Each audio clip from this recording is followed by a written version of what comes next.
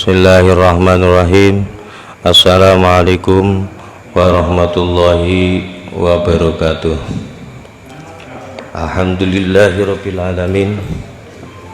Wabihi nasta'inu ala umurid dunya waddin. Wassalatu wassalamu ala sayyidil anbiya'i wal mursalin Sayyidina wa maulana Muhammadin wa ala alihi wa sahbihi ajma'in. Qala Allah Ta'ala fi kitabihil karim. A'udzu billahi minasyaitonir rajim. Wattaqullaha alladzi tasaaluna bihi wal arham. Wa qala aidan walladzina yanquduna ahdallahi min ba'di mitsaqihi wa yaqta'una ma amarallahu bihi ayyusala wa yufsiduna fil ardi ulaika la'natu wa lahum su'un nar.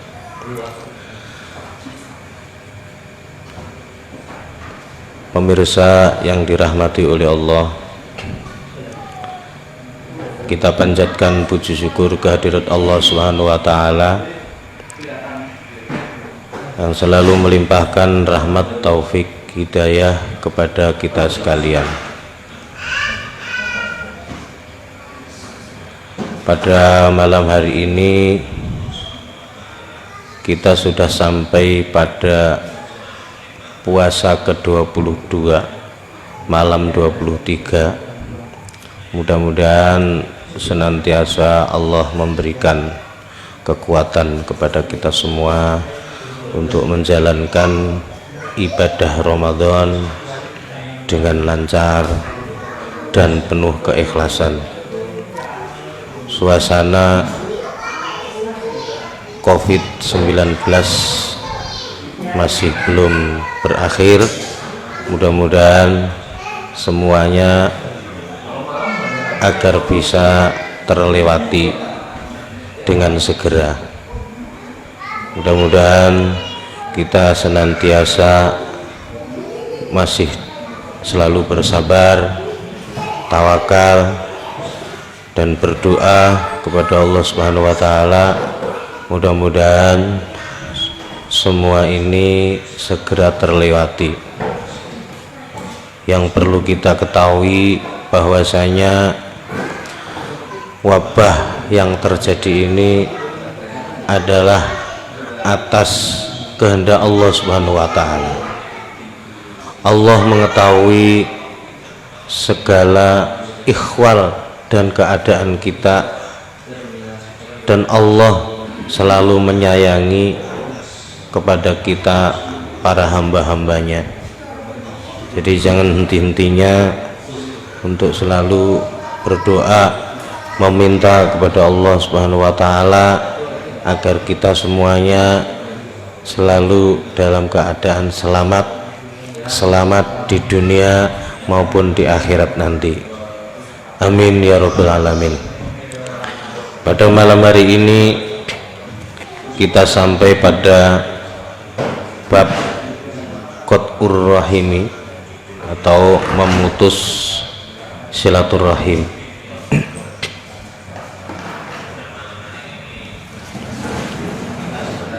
Rasulullah sallallahu alaihi wasallam bersabda, la yadkhulul jannata qati'un. Tidak akan masuk surga orang-orang yang memutus tali silaturahim. Ai qati'in rahimin, yaitu orang yang memutus tali silaturahim. Wa Tirmidzi wa Ibnu Majah an Abi Bakrin radhiyallahu anhu qala. Hadis dari Tirmidzi dan Ibnu Majah dari Abu Bakar radhiyallahu anhu berkata, Rasulullah sallallahu alaihi wasallam bersabda, ma min dzambin ajdaru ay ahaqqu min ayyu'ajjilallahu li sahibihil uqubata fid dunya ma'ama yudahhiru lahu fil akhirati minal bagyi wa qati'atir rahimi. tidak ada satu dosa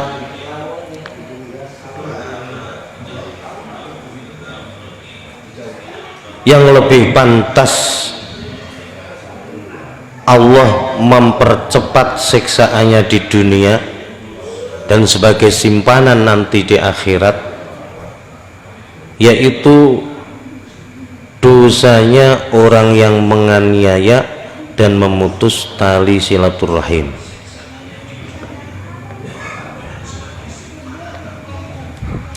Wa Tabrani an Jabirin qala, hadis dari Tabrani dari Jabir berkata, kharaja alaina Rasulullah sallallahu alaihi wasallam wa nahnu mujtami'un.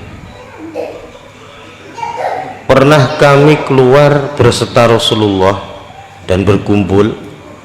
Faqala, maka Rasulullah bersabda, ya ma'syarul muslimin, wahai orang-orang yang muslim, orang-orang Islam, ittaqullah, bertakwalah kepada Allah, wasilu arhamakum, dan sambunglah silaturrahimu, fa innahu laisa min sawabin asra'a min silaturrahimi, maka sesungguhnya tidak ada pahala yang Allah lebih cepat memberikannya dibandingkan menyambung tali silaturahim.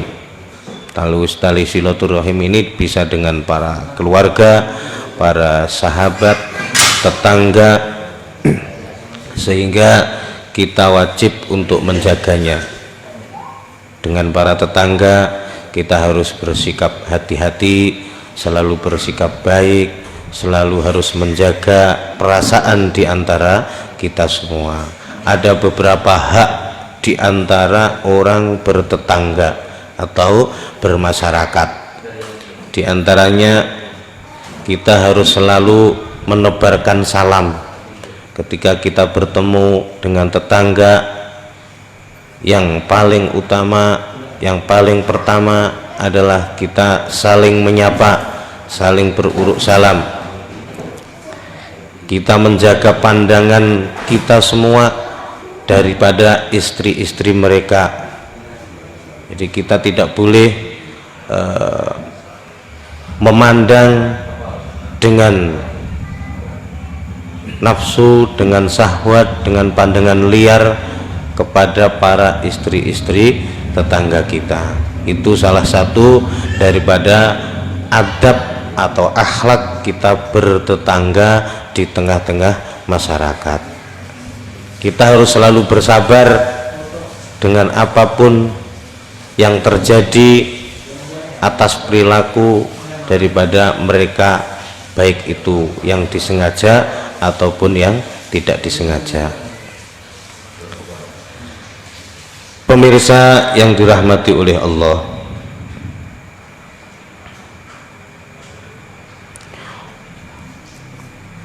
fa innahu laisa min sawabin asra'a min silaturrahim, maka silaturrahim itu pahalanya oleh Allah dipercepat, fadilahnya dipercepat di dunia ini. Wa iyyakum wal baghya, dan takutlah kalian semua dari perbuatan aniaya.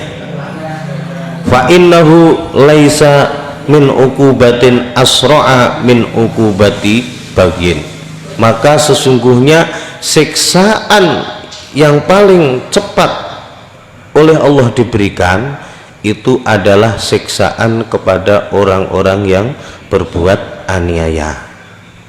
Aniaya kepada teman, kepada tetangga, kepada sahabat. Kita berbuat dolim, menyakiti hati mereka, menyakiti perasaan mereka, sehingga mereka merasa terluka. Ini yang akan mengakibatkan hidup kita menjadi kurang baik, karena perbuatan itu oleh Allah siksaannya akan dipercepat di dunia ini.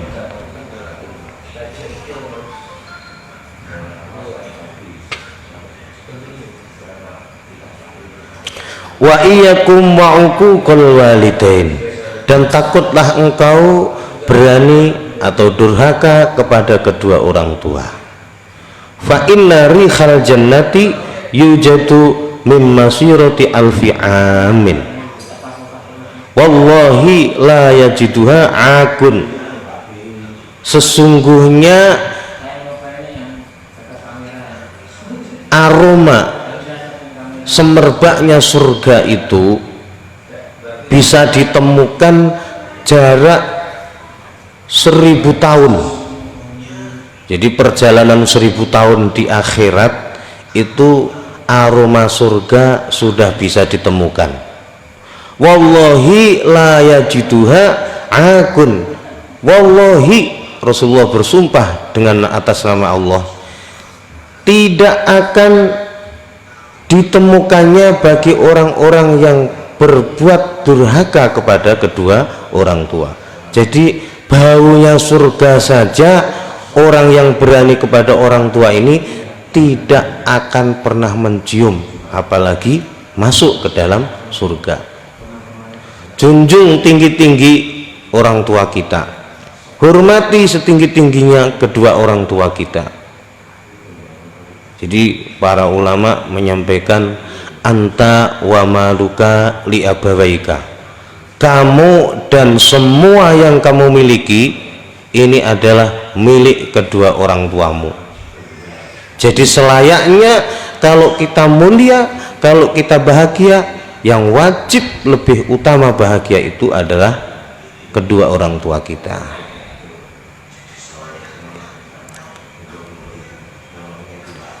Jadi kita harus utamakan kebahagiaan orang tua kita, khususnya ibu kita yang mengandung, ibu kita yang sudah bersusah payah selama 9 bulan mengandung kita.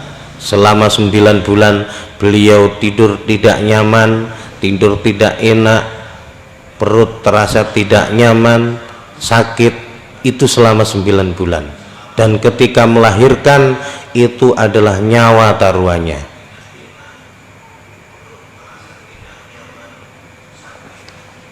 Maka Allah sangat menjunjung tinggi daripada derajat orang tua. Bahkan ridullah fi ridul walidain, ridhonya Allah itu tergantung bagaimana orang tua kita ridho kepada kita. Kalau kita pengen enak baik di dunia maupun di akhirat, pengen hidup kita berkah, cari ridho kedua orang tua kita, cari ridho ibu kita, akan kita temukan keberkahan hidup di dunia ini maupun di akhirat nanti. Kenapa? Karena Allah meridhoi semua yang kita lakukan. Kenapa? Karena kedua orang tua ridho kepada kita. Tetapi ketika orang tua itu kita sakiti perasaannya, kita sakiti hatinya, maka yang pertama murka kepada manusia tersebut adalah Allah Subhanahu wa ta'ala.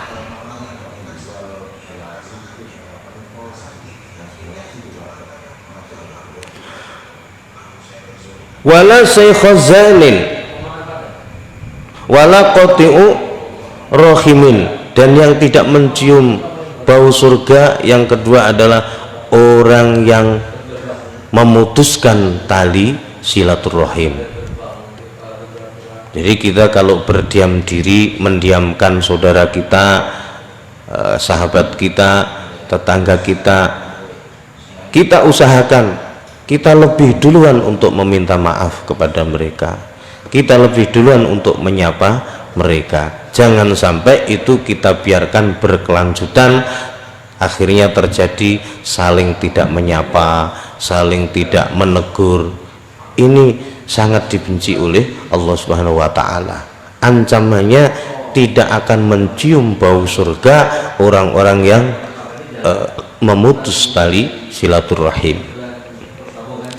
Wala saikhun zanin, dan yang ketiga orang yang tidak menemui baunya surga itu adalah orang yang sudah tua masih berbuat zina.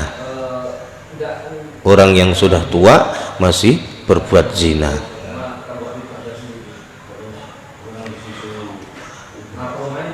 Wala jarun izaruhu khuyala, dan orang yang menyombongkan dengan pakaiannya ini juga diancam oleh Allah tidak akan mencium bau surga. Innamal kibriya'u lillahi rabbil alamin. Kenapa? Yang patut menyombongkan diri itu hanya Allah subhanahu wa ta'ala. Wa ahmada anna a'mala bani adama tu'radu kulla khamisin wa lailati jum'atin. Sesungguhnya amal perbuatan manusia itu ditunjukkan, dihaturkan kepada Allah adalah setiap hari Kamis atau malam Jumat.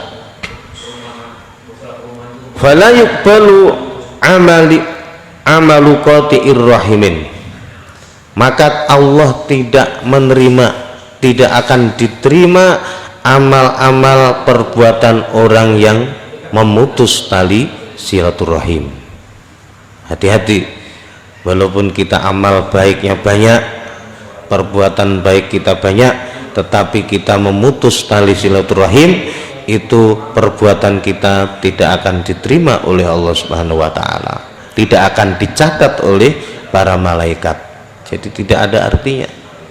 Inilah pentingnya hablum minan nas, hubungan antar manusia, hubungan kekerabatan, pentingnya silaturahim. Wal Asbihani kunna julusan indan Nabi sallallahu alaihi wasallam. Dari Asbihani, saya pernah duduk bersama-sama Rasulullah. Faqala, maka Rasulullah bersabda, tiba-tiba Rasulullah bersabda, la yujalisuna qati'u rahimin. Jangan duduk bersama-sama kami orang-orang yang memutus tali silaturahim. Faqama fata minal khilqah fa'ata kholatun lahu qad kana bainahuma ba'du syai'i wastaghfarat lahu thumma ada ilal majlis. Tiba-tiba ada salah satu seorang pemuda itu duduk, kemudian keluar, dia mencari bibinya, dia mencari tantenya yang ada permasalahan di antara kedua mereka, sehingga pemuda ini minta ridho, minta ampun, minta maaf kepada bibinya tersebut, kemudian kembali bersama-sama di majelis Rasulullah. Faqala sallallahu alaihi wasallam, maka Rasulullah sallallahu alaihi wasallam bersabda, inna rahmata la tanzilu ala qaumin wa fihi qati'ur rahimin. Sesungguhnya rahmat Allah itu tidak akan turun kepada kaum yang di dalamnya ada salah satu di antara mereka orang-orang yang memutus tali silaturahim. Jadi dalam satu majelis kok ada di antara mereka yang memutuskan tali silaturahim, maka rahmat Allah tidak akan pernah turun di majelis tersebut.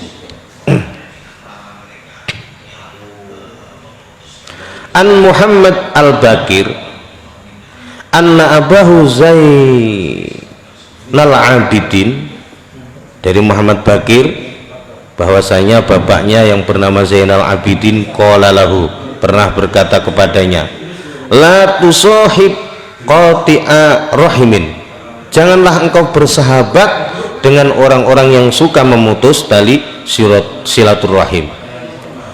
Fa inni wajadtuhu mal'unan fi kitabillahi fi salasati mawadi'ah.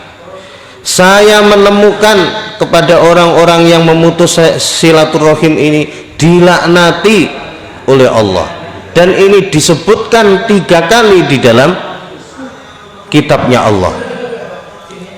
Wa dzakarul ayatus salisus sabiqah. Kemudian ini Muhammad Bakir ini menuturkan, menyebutkan ayat-ayat tersebut.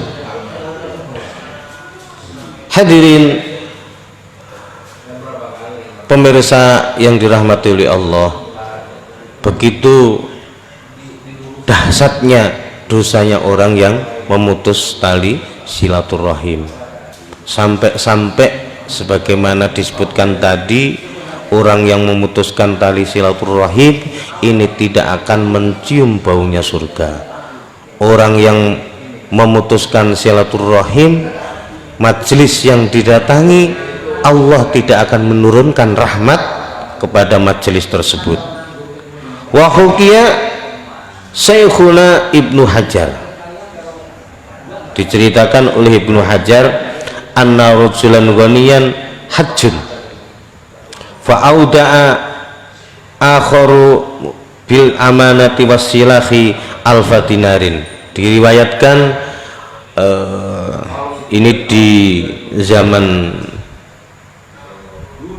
Syekh Ibnu Hajar Al-Asqalani, ada salah satu seorang yang kaya raya, kemudian dia mau pergi haji, maka hartanya yang kurang lebih 1000 dinar ini oleh beliau dititipkan kepada seseorang yang dia anggap orang ini adalah orang yang soleh, orang yang bisa dipercaya. Jadi hartanya yang 1000 dinar tadi dititipkan ke orang soleh tersebut. Kemudian orang kaya itu pergi beribadah haji, dan manakala pulang dari ibadah haji, maka rajulun ghaniyun ini, orang yang kaya ini mencari orang yang dititipi hartanya tadi, maka tidak ditemukan dan dihabarkan oleh para masyarakat bahwasanya dia sudah meninggal dunia. Maka orang yang kaya ini akhirnya bingung, harus mau ambil di mana harta yang dititipkan tadi, harus cari di mana, sedangkan anak-anaknya sendiri saja tidak tahu karena tidak dipasrai. Maka ini rajulun ghaniyun ini, seorang yang kaya ini tadi, menghadaplah ke ulama Mekah, bertanya, wahai Syekh, wahai ulama, saya punya kisah seperti ini, saya punya harta 1000 dinar, saya titipkan kepada seseorang dan ternyata dia sudah meninggal dunia, maka saya tidak tahu di mana ditempatkan harta saya tersebut. Kemudian ulama Makkah ini memberikan solusi. Jadi ada satu kesimpulan, kalau ulama zaman dulu itu selalu beliau-beliau ini memberikan solusi kepada masyarakat, memberikan jawaban atas semua kesulitan yang dihadapi oleh para umatnya. Mudah-mudahan kita juga akan mendapatkan figur-figur ulama yang bisa kita ikuti, yang bisa kita jadikan tumpuan berbagai masalah, berbagai problem kemasyarakatan di zaman ini.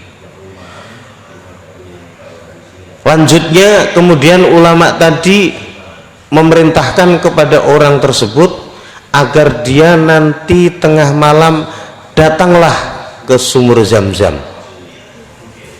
Jadi datanglah nanti ke sumur Zam-Zam, kau panggil orangnya yang kau titipi itu, maka kalau dia orang yang soleh akan mendengar jawabannya. Maka orang yang kaya tadi datanglah di tengah malam ke sumur Zam-Zam, kemudian dia berteriak memanggil orang yang dititipi harta 1000 dinar tadi. Apa yang terjadi? Ternyata tidak ada jawaban. Kemudian orang kaya ini kembali ke ulama yang menyuruh tadi, wahai Syekh, tidak ada jawaban apapun di sumur Zam-Zam. Maka diperintahkan oleh ulama tersebut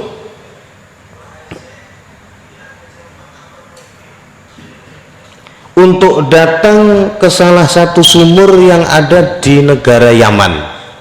Diceritakan bahwasanya sumur itu adalah tersambung dengan neraka. karena khawatir ulama ini jangan-jangan orang yang kau titipi ini berada di neraka, tidak ada di surga.